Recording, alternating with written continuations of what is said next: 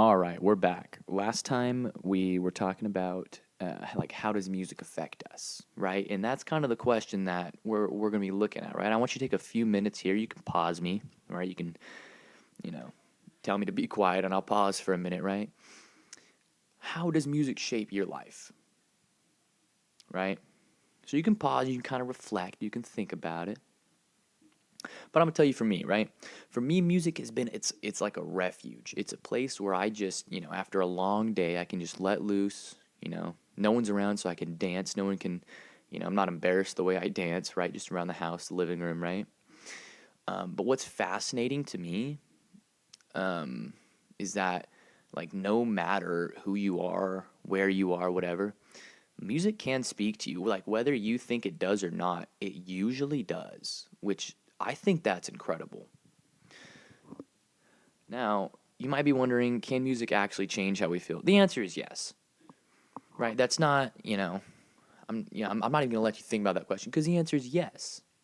You ever notice how like a playlist can completely shift your mood? There's something about a well curated playlist that just hits right, and we've all had those moments when a song seems to speak directly to us. Whether it's like,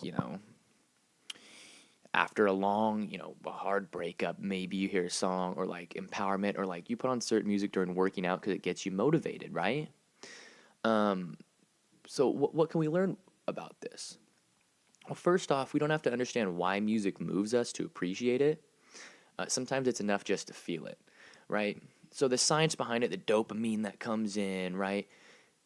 It kind of like that happens, right? But we can feel it in our heart. And I think that's what's important, right? Because it reminds us that emotions aren't always logical or easy to put into words, right?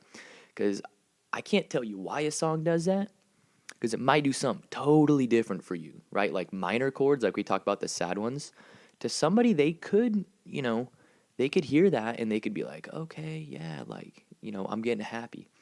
It, is there's definitely science behind that, but it's hard because it's not a set in stone science that everybody's the same, and I think that's what's incredible about music.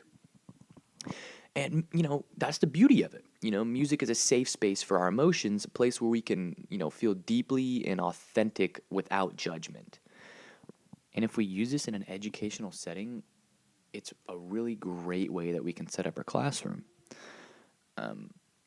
Like either taking a poll in the beginning and seeing what music students like to listen to and how the music affects them, and you can get like an overall like consensus about what music helps them either study, learn better, pay attention, and that's what's so cool with music.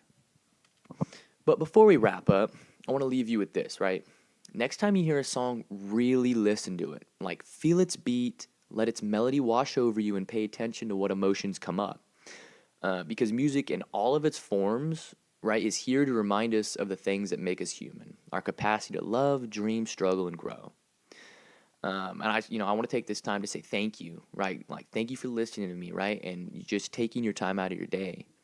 And if you enjoyed this conversation, be sure to, share it with somebody and kind of open their minds to music.